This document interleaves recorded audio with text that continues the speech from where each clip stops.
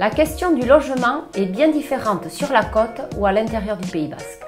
En Soule en particulier, où la démographie est en diminution, nous avons des besoins de logement bien spécifiques, en location comme en accession.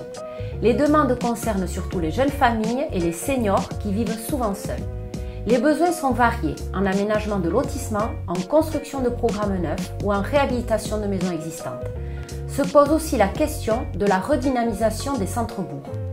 Aujourd'hui, dans sa stratégie de responsabilité sociétale, Habitat Sud Atlantique répond donc aux problématiques de logement sur l'ensemble du territoire Pays Basque en s'adaptant aux besoins de chaque commune. Si en 2019, HSA intervenait sur 28 communes, aujourd'hui l'organisme travaille avec 45 collectivités. À l'intérieur du Pays Basque, une trentaine de projets font l'objet de plusieurs études de faisabilité. Parmi ces projets, une dizaine de chantiers sont en cours ou démarreront en 2022. Ils seront en partie financés par Habitat Sud Atlantique à hauteur de 40 000 € en moyenne par logement.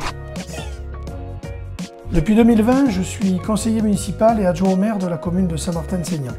Je suis aussi conseiller communautaire et depuis octobre 2020 désigné par la communauté d'agglomération Pays Basque pour être administrateur au sein d'Habitat Sud Atlantique.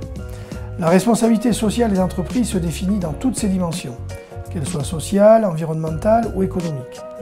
Pour Habitat Sud Atlantique, cette RSE se marque essentiellement par son ancrage territorial et sa politique de proximité. Certes, Habitat Sud Atlantique est l'outil de l'agglomération Pays Basque pour les questions d'habitat, mais l'organisme est également un acteur incontournable sur le territoire du Sud des Landes. C'est un acteur très impliqué, notamment autour des communautés de Marennes, Adour, Côte-Sud et du Seignance, avec plus de 500 logements locatifs en gestion et de nombreux projets en accession à la propriété. Et depuis 2020, l'implantation au sein d'une résidence à Saint-Martin-de-Seignan d'un point d'accueil, avec la présence d'un gardien, permet de garantir une qualité de service de proximité pour l'ensemble des locataires de ce territoire.